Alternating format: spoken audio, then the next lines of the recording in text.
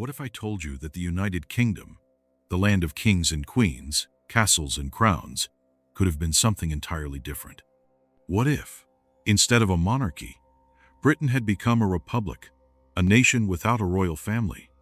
Imagine a UK where Buckingham Palace is a museum, where the crown jewels are relics of a bygone era, and where the head of state is elected, not born into power. This isn't just a fantasy. It's a question that has haunted British history for centuries.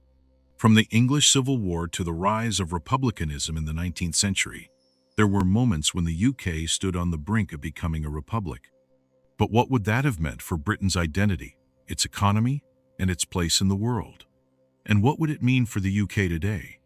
Join me as we explore the alternate history of a monarchy-free Britain, a story of revolution, reform, and what could have been. Before we start, don't forget to like this video and subscribe to Uncharted History for more deep dives into the fascinating worlds of alternate history. Also, be sure to check out my video about the Great Fire of London for another intriguing exploration. Now, let's begin our journey into the past and the possibilities. To understand how Britain could have become a republic, we need to go back to the 17th century, a time of turmoil, revolution, and radical ideas. The English Civil War, fought between 1642 and 1651, was a pivotal moment. King Charles I, a staunch believer in the divine right of kings, clashed with Parliament over power and authority. The conflict ended in a dramatic fashion. Charles was executed in 1649, and for the first and only time in British history, the monarchy was abolished. In its place, Oliver Cromwell established the Commonwealth, a republic that lasted for over a decade. But this experiment in republicanism was short-lived. After Cromwell's death, the monarchy was restored in 1660. Yet, the seeds of republicanism had been planted. Fast forward to the 18th century, and the idea of a republic gained new momentum. The American Revolution in 1776 and the French Revolution in 1789 sent shockwaves across Europe. Thinkers like Thomas Paine, whose pamphlet Common Sense inspired American independence, argued that monarchy was an outdated and oppressive system. In Britain, these ideas sparked debates about democracy, individual rights, and the role of the monarchy. By the 19th century, movements like Chartism demanded greater political representation and universal suffrage. The monarchy, once seen as untouchable, was now being questioned. But what if these movements had succeeded? What if Britain had taken the path of republicanism? Let's explore that alternate timeline. Imagine a world where Oliver Cromwell's Commonwealth didn't collapse. Instead, it evolved into a stable republic with power firmly in the hands of Parliament. Without a monarchy, Britain's political system might have developed differently. The Glorious Revolution of 1688, which established parliamentary sovereignty, might never have happened because Parliament would already be in control. In this alternate timeline, the 19th century could have seen Britain become a republic through peaceful reform. The Chartists, who demanded universal suffrage and democratic rights, might have succeeded in their goals. A written constitution, similar to the United States, could have been adopted, enshrining the principles of democracy and equality. But what would this mean for British society? Without a monarchy, the class system might have been dismantled sooner. The aristocracy, tied so closely to the crown, could have lost its influence. And the idea of a commonwealth, a nation governed by and for the people, might have become a reality much earlier. Of course, this is just one possibility. The transition to a republic could have been messy, even violent. But one thing is clear: the absence of a monarchy would have fundamentally reshaped Britain's identity.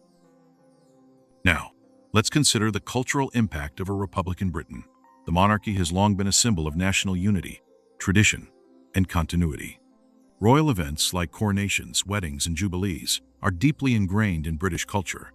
But in a republic, these traditions would either disappear or be reinvented. Instead of a monarch, Britain might have a president, a figurehead elected by the people.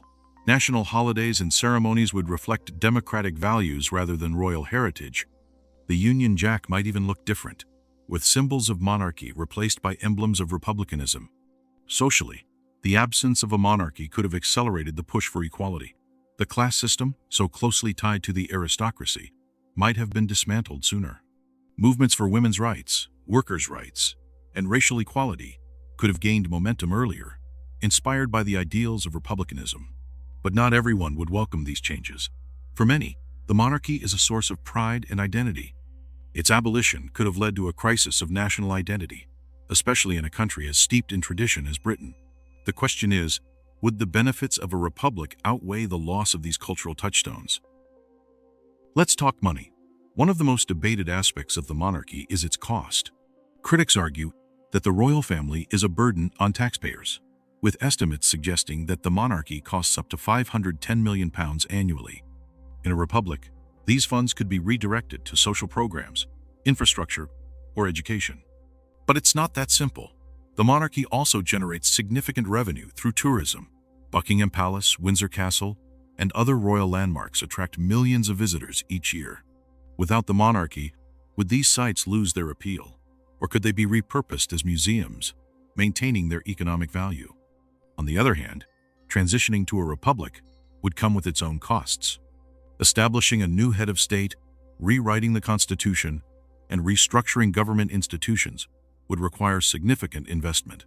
The question is, would the long-term benefits of a republic justify these upfront expenses?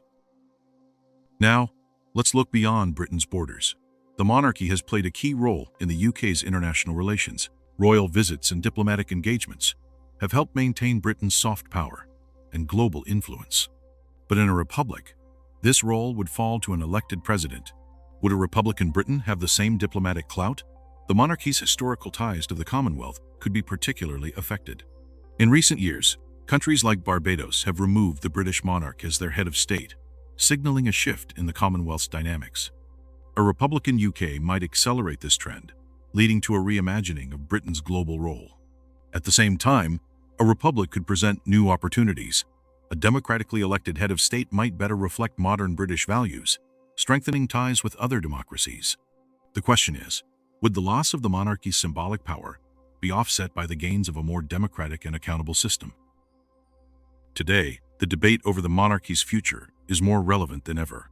Public support for the monarchy has been declining, particularly among younger generations. Recent polls show that around 32% of Britons now favor an elected head of state, a significant shift from just a decade ago. For many, the monarchy represents tradition and stability, but for others, it's a symbol of inequality and outdated privilege.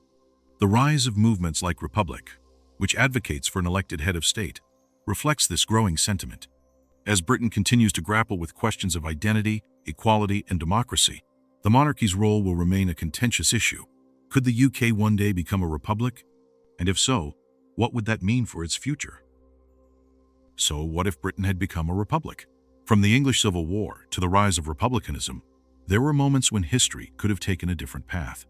A Republican Britain might have been more democratic, more egalitarian, and more modern.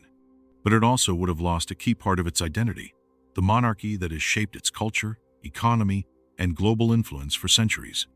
As we look to the future, the question remains, is the monarchy an essential part of British identity, or is it time for a new chapter in the UK's history? Let me know your thoughts in the comments below.